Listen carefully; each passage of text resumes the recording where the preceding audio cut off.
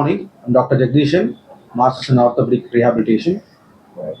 நம்ம இப்போ வந்து நேஷ்னல் லெவலில் இருக்கிற எக்ஸோஸ்கெல்டலோட அட்வான்ஸ் எக்ஸோஸ்கெல்டல் வந்து இப்போ லான்ச் பண்ணியிருக்காங்க. Already we are existing robotics we have for spinal cord injury cases, paralysis patients, stroke patients எல்லாருக்குமே வி ஆர் டூயிங் ஆல்ரெடி. இப்போ லான்ச் பண்ணுற அட்வான்ஸ் ரோபோட்டிக்ஸ் எதுக்குன்னா, பேஷண்ட்க்கு போஸ்ட் ஆப்ரேட்டிவ் சர்ஜரி பண்ண உடனே இல்லை ஸ்ட்ரோக் வந்த உடனே பேஷண்ட் ஐசியூல வந்து டைரெக்டாக வந்து இந்த பேஷண்ட்டை வந்து ரீஹாபிலிட்டேஷன் பண்ண முடியும்.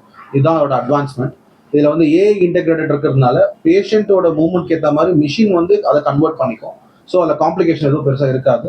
Because ECG monitored, vital signs மானிட்டரோட இருக்கிறதுனால பேஷண்ட்ஸ் வந்து என்ன ஸ்டேட்டஸில் இருக்காங்க, இப்போ பண்ணலாமா வேணாமா அப்படின்ற ஒரு அசம்ஷன் இல்லாமல் எக்ஸாக்ட்லி இந்த பேஷண்ட் இப்போ செய்ய முடியும், ட்ரீட்மெண்ட் பண்ண முடியும், பேஷண்டோட கோஆப்ரேஷன் எப்படி இருக்கும், வைட்டல் சைன்ஸ் எப்படி இருக்குது, பேஷண்ட்ஸ் ஏதாவது பிரச்சனை வருமா, இல்லை நடந்துகிட்டே இருக்கும்போது பேஷண்ட்ஸ் ஏதாவது டிஸ்டர்பன்ஸ் இருக்குமான்ற ரெக்கார்ட் பண்ணிட்டு பண்ணுறதுனால patients is very safe to have rehabilitation this device. இந்த எல்லா டாக்டர்ஸ் லைக் ஃபிசிஷியன்ஸ், சர்ஜன் எல்லாரோட கோஆர்டினேஷனோட அந்த ரோபோட்டிக்ஸ் வந்து நம்ம பண்ணுவோம். அது வைட்டல் சைன்ஸை ஃபைண்ட் பண்ண முடியும். இதனால என்ன அட்வான்டேஜஸ்னால் வந்து இனிஷியலாக வந்து கன்வென்ஷனல் தெரப்பியில் வந்து பேஷண்ட்டை வந்து ஒரு 10 வருஷம் 5 வருஷம் ரீஹாபிலிட்டேஷன் படுக்க வச்சு பண்ணிகிட்டே இருப்பாங்க.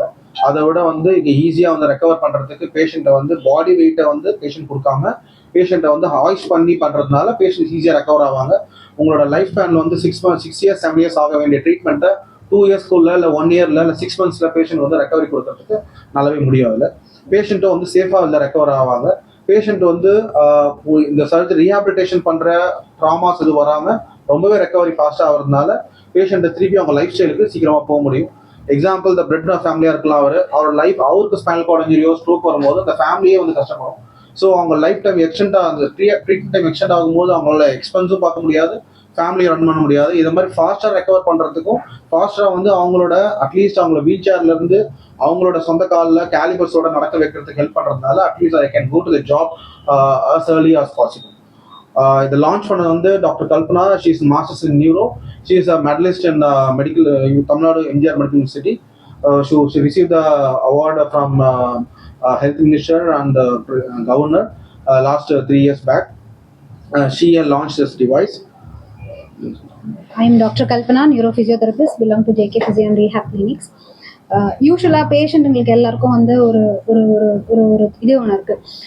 நம்ம சர்ஜரி பண்ணிட்டாங்க, தண்டுவட பாதிப்புன்றது வந்து 100ல் எவ்வளோ பேருக்கு ஒரு நாளைக்கு எவ்வளோ ஆக்சிடென்ட்ஸ் நடந்துட்டுருக்கு.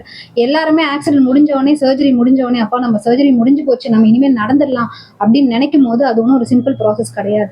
ஸோ டாக்டர்ஸ் எல்லாருமே அவங்களோட லைஃப் த்ரெட்டனிங் இங்கே காப்பாற்றி முடிச்சதுக்கப்புறம் அந்த குவாலிட்டி ஆஃப் லைஃப் கொடுக்கறது ஒரு நல்ல ஃபிசியோதெரபிஸ்டால் மட்டும்தான் முடியும். கண்டிப்பாக இந்த ரீஹாபிலிட்டேஷன்றது ஒரு சின்ன ப்ராசஸ் கிடையாது. இது வந்து ரொம்ப நாள் கணக்கு, மாசக்கணக்கு, வருஷ கணக்கு ஆகிறதும் உண்டு.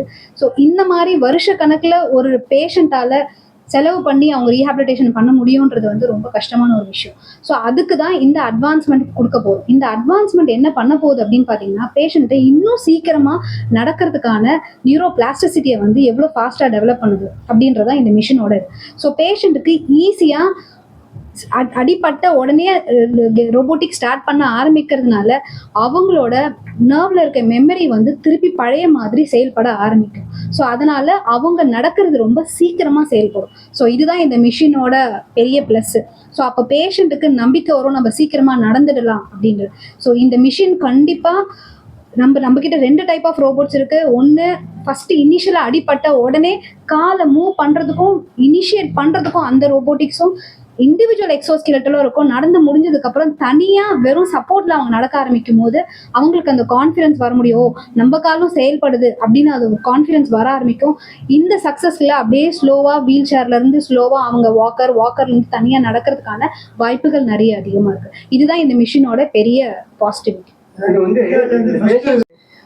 ஃபிசியோதெரபி பெயின் அதிகமாக இருக்கு. அது இந்த ரோபோட்டிக்னா பெயின் கம்மியாகுமா? சார் இதுக்கு பெயினை பற்றி நீங்கள் இப்போ பேசுறதே இல்லை சார். இது ஆக்சுவலி வந்து பார்த்தீங்கன்னா முக்கால்வாசி spinal cord injury, stroke patient, நடக்க முடியாத எல்லா நியூரோ பேஷண்ட்ஸ்க்குமே இதை நம்ம கண்டிப்பாக யூஸ் பண்ண முடியும். அவங்க நடக்கிறதுக்கான ஸ்பீடி ப்ராசஸ் இது ஹெல்ப் பண்ணும். பெயின்ன்றது வந்து பார்த்தீங்கன்னா முக்கால்வாசி பெயினுக்கு இது எதுவுமே இல்லை. ஆல்ரெடி அவங்க ஜாயிண்ட் எல்லாமே ஃப்ரீயாக தான் மூவ் ஆகிட்டு இருக்கும். அதனால பிரச்சனை கிடையாது. அப்படியும் பெயின் இருக்கு அப்படின்னா டெஃபினட்டா அதை நம்ம ஸ்லோவா மூவ் பண்ணி ட்ரீட் பண்ணி அந்த ஸ்பாஸ்டிசிட்டியை கம்மி பண்ணிட்டு தாராளமா அந்த பேஷண்ட் நம்ம கண்டிப்பா சீக்கிரமா மூவ் பண்றதுக்கு வாய்ப்பு இருக்கு. கன்வென்ஷனல் மெத்தடுக்கும் ரோபோட்டிக்ஸ் வரும்போது என்ன மாதிரியான ஒரு அக்யூரசி இருக்கும்போது என்ன மாதிரியான ஒரு பேஷண்ட்ஸுக்கு காட்டிக்கிறது டாக்டர்ஸ்க்கு அதில் வந்து என்ன மாதிரியான ட்ரீட்மெண்ட் இருக்கும்? இப்போ நீங்கள் பார்த்தீங்கன்னா எல்லா ஹாஸ்பிட்டல்ஸ்லையுமே வந்து சர்ஜரியை வந்து ரோபோட்டிக் சர்ஜரி வரதுக்கு காரணம் என்னன்னா இப்படி வெரி ப்ரெசைஸ்டு மூவ்மெண்ட். அதாவது வி ஹேவ் அனட்டாமிக்கல் மூவ்மெண்ட் சொல்லுவோம். ஒரு ஹியூமன் நிற்கிறாருன்னா கையை இந்த டைரக்ஷன் தான் மடக்கணும், இப்படி தான் மடக்கணுன்ற அனட்டாமிக்கல். ஃபங்க்ஷனல் மூவ்மெண்ட்றது எப்படி வேணால் நீங்கள் இதை மூவ் பண்ணிக்கலாம். அது மாதிரி எக்ஸசைஸ் பண்ணும்போது என்னன்னா, இப்போ எக்ஸாம்பிள் ஒரு பேஷண்ட் ஸ்பைனல் கார்டு இன்ஜுரி ஆயிட்டாரு, அவரை நாங்கள் நீங்கள் பார்த்துட்டு வீல் சேர் பேஷண்ட் ஒருத்தர் தூக்குறதுக்கு எங்களுக்கு 5-6 பேர் தேவை. அது தூக்கும் போது வர ட்ராமா தான் பெரிய ட்ராமா.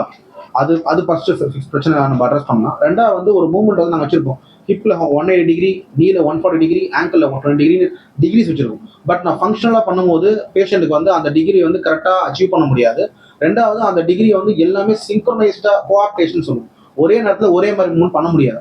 ஏன்னா ஹியூமன் வந்து பண்ணும்போது அவங்களுக்கு கஷ்டம் இருக்கும். இது அப்படி கிடையாது.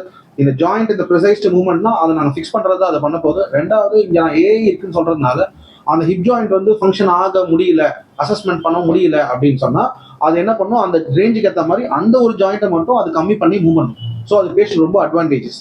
ஸோ அவர் கேட்டார் பெயின் அப்படின்றது வந்து பார்த்தீங்கன்னா ஸ்பைனல் கார்டு இன்ஜுரி பேஷண்ட் எப்போ பெயின் வரும்னா ஸ்பாசிட்டின்னு சொல்லுவாங்க. அது இருக்க மாதிரி பேஷண்ட்டை மூவ்மெண்ட் பண்ண முடியாமல் அப்புறம் வந்து நர்வ் வந்து இரிட்டேட் ஆகிட்டு அங்கே பெயின் வரும் அந்த பேஷண்ட்க்கு. அப்போ என்ன ஓல்டர் ஃபிசியோதெரபி என்ன பண்ணுவாங்கன்னா வேக்ஸ் எல்லாம் அப்ளை பண்ணி கையை மூவ் பண்ணுவோம். இப்போ அதெல்லாம் தேவையில்லை. We have a device call RPMSN. அந்த டிவைஸ் என்ன பண்ணும், நியூரல் கண்டக்ஷனை வந்து இம்ப்ரூவ் பண்ணும். அலாங் வித் நியூராலஜிஸ்டோட மெடிகேஷன்ஸும் அங்கே தேவைப்படுது, அவரும் அங்கே கொடுப்பாரு. அதுக்கப்புறம் அந்த மூவ்மெண்ட்டை ரெக்கரண்டா கண்டினியூஸா நீங்க ஒரே சிங்க்ரனைஸ்டு மூவ்மெண்ட்ல ஃப்ரீக்வன்சியில் கொடுப்போம். அப்போ அந்த பெயின் வந்து எலிசிட் ஆகாது. ஸோ அதுதான் பெயின் அட்ரஸ் பண்றது இங்க இருக்கு இந்த விஷயம் ரோபோட்டிக்ஸ். செகண்ட் வந்து இப்போ உங்களுடைய ஃபியூச்சர் growth சார் என்ன மாதிரி பிளான் வச்சிருக்கீங்க? Sir actually we are expanding with hospital. 50 bed hospital கன்ஸ்ட்ரக்ஷன்ல இருக்கு. ஃபெப்ரவரியில் வி ஆர் ஓப்பனிங் இன்பேஷன். இப்பயும் நாங்கள் இன்பேஷன் வச்சிருக்கோம். இப்போ நாங்கள் இன்பேஷன் வந்து 15 பெட் ஹாஸ்பிட்டலோட தான் நாங்கள் ரீஹாபிலிட்டேஷன் பண்ணிட்டு இருக்கோம். இப்போ எங்களோட எக்ஸ்க்ளூசிவ் ஒன் ரூஃப்ல வந்து we have all the things. அது ரோபோட்டிக்ஸ், சர்ஜரி இஸ் தேர், எல்லாமே அங்கே இருக்கும் அந்த சென்டர்ல, அந்த ஹாஸ்பிட்டல்ல. அங்கே பேஷண்ட்டுக்கு நாங்கள் வரும்போது இப்போ எக்ஸாம்பிள் ஒரு நாள்பட்ட பேஷண்ட் ஒரு 5 வருஷம் சிட்டி அவுட் ஆஃப் இந்தியா, தமிழ்நாட்டிலாம் பார்த்தீங்கன்னா நிறைய பேஷண்ட் வந்து வில்லேஜஸ்ல வந்து they don't know what is rehabilitation. Patient stroke spinal cord அப்படியே வீட்டில் படுக்க வச்சு அவங்களுக்கு பெட் சோர் வருது, கால் ரெண்டும் மடங்கி போய் டிஃபார்மிட்டி ஆயிடுது. இதெல்லாம் வந்து சர்ஜரி பண்றதுக்கு கூட அங்கே அணுகிறதே இல்லை. ஸோ ரீஹாபிலிட்டேஷன் சென்டர் வருவாங்க. நாங்கள் ஒரு சர்ஜன் ரெஃபர் பண்ணுறதுக்குள்ளே டைம் ஆயிடும். ஸோ இப்போ are planning to have a tendon release, plastic surgery, bed sore surgeries எல்லாமே அதுக்கான ஸ்பெஷலைஸ்ட் சர்ஜன்ஸ் வந்து பண்ணுவாங்க. பண்ணின உடனே பேரலா ரீஹாபிலிட்டேஷன் பண்றது will give a good growth. இப்போ அப்ராட்லாம் அப்படிதான் பண்றாங்க. கன்வென்ஷனலா conservative management, communication, community rehabilitation, primary rehabilitation பிரிச்சிருக்காங்க. இந்தியா இன்னும் அந்த இதுக்கு இன்னும் போல. இப்போதான் அவங்க எல்லாமே சேர்த்து பண்ண ஆரம்பிச்சிருக்காங்க. கம்யூனிட்டி ரீஹாபிலிட்டேஷன் போகும்போது பேஷண்ட் வேலைக்கு போற வரைக்கும் அந்த பேஷண்ட்டுக்கு கால் வேலை செய்யாத முடிவாயிடுச்சுன்னா அந்த வேலை செய்யாத காலை வச்சு என்னென்ன வேலை செய்ய முடியும் அப்படின்ற ஒகேஷனல் ரீஹாபிலிட்டேஷனும் இருக்கு.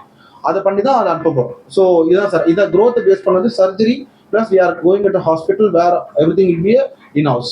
So, recovery is more important. Yes, sir. But affordability is how is robotic? Yes, sir. Affordability இங்க என்னன்னா பேஷண்ட் வந்து சர்ஜரி எப்படி வந்து ஒரு இம்பார்ட்டன்ட் மெஷர்.